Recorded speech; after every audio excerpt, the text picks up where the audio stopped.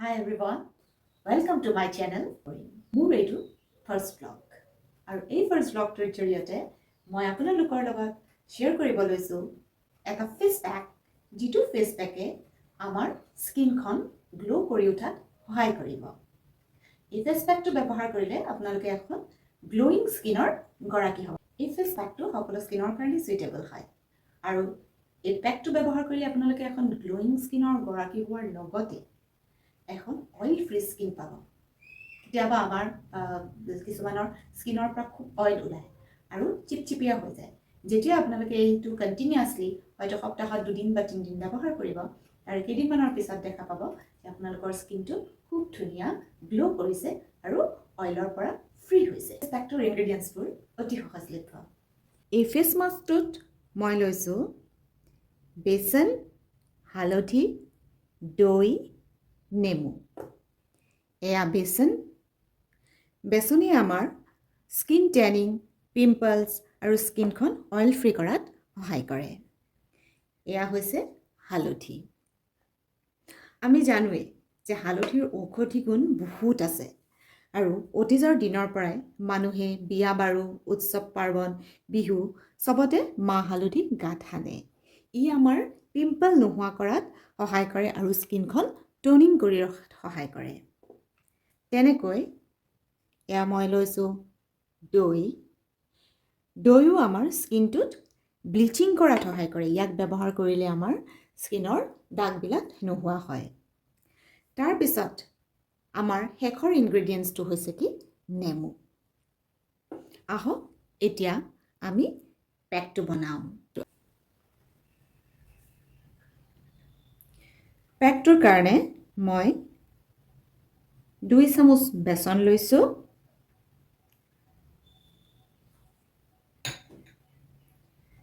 একেবাৰে কম এমাউণ্টত মই হালধি ল'ম। এয়া হালধি একেবাৰে কম এমাউণ্টত দিছোঁ। প্ৰথমতে মই 2 চামুচ দৈ দি ল'ম।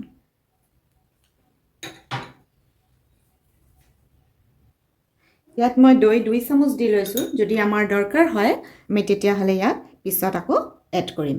এতিয়া মই ইয়াত অকণমান নেমু চেপি লৈছোঁ। নেমু চেপি লোৱাৰ পিছত আপোনালোকে ইয়াক ভালদৰে মিক্স কৰিব লাগিব। ইয়াত চাওক লাম্পছ পৰি আছে, চ' ইয়াত অকণমান দৈ আকৌ লাগিব। মই এতিয়া ইয়াত অকণমান দৈ পুনৰ মিক্স কৰিম। মই ইয়াত পুনৰ অকণমান দৈ মিক্স কৰি লৈছোঁ। আধা চামুচমান দৈ মিক্স কৰিব লাগিব। তাৰপিছত আপোনালোকে তাক ভালদৰে লৰাই থাকিব যেতিয়ালৈকে লাম্পছ পৰাটো শেষ নহয়, তেতিয়ালৈকে আপোনালোকে ইয়াক মিক্স কৰিব লাগিব।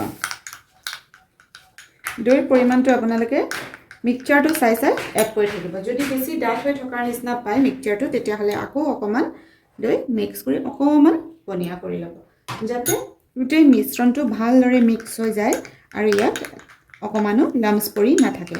এয়া চাওক খুব সুন্দৰভাৱে মিক্স হৈ আছে। লাহে লাহে লাম্পছ পৰাটো ইয়াৰ কমি আহিছে। আপোনালোকে এনেকৈ ধুনীয়াকৈ মিক্স কৰিব। চাওক মিক্সচাৰটো ধুনীয়া হৈছে। এনেকৈ চামুচখন দাঙি দি এনেকৈ দিলে আপোনালোকৰ যাতে যদি পৰি যায় ধুনীয়াকৈ, তেতিয়াহ'লে গম পাব যে মিশ্ৰণটো আপোনালোকৰ ফেচত ব্যৱহাৰ কৰিবৰ কাৰণে ৰেডি হৈ গৈছে। এতিয়া মোৰ এই মিশ্ৰণটো ফেচত ব্যৱহাৰ কৰিব পৰাকৈ সম্পূৰ্ণৰূপে ৰেডি হৈছে। আহক এতিয়া আমি এই মিশ্ৰণটো ফেচত এপ্লাই কৰোঁ। ফেচ পেকটো ধুনীয়াকৈ স্কিনত মুখখনত, মোৰ গোটেই মুখখনতে লগাই ল'ম। আপোনালোকে লাহে লাহে মাছাজ কৰি কৰি লগাব। চাওক আপোনালোকে যদি আপোনালোকে এই পেকটো ধুনীয়া এটা থিন প্ৰলেপ হোৱাকৈ স্কিনত লগাই থৈ দিব। 15 মিনিটছ বা 10 মিনিটছৰ কাৰণে লগাই থৈ দিব। যেতিয়া ড্ৰাই হৈ যায় তেতিয়া তাক আপোনালোকে ধুনীয়াকৈ ধুই ল'ব, ঠাণ্ডা পানীৰে ধুই ল'ব। এয়া চাওক আপোনালোকে ইয়াক ডিঙিটো লগাব পাৰে, আপোনালোকে ইচ্ছা কৰিলে হাততো লগাব পাৰিব।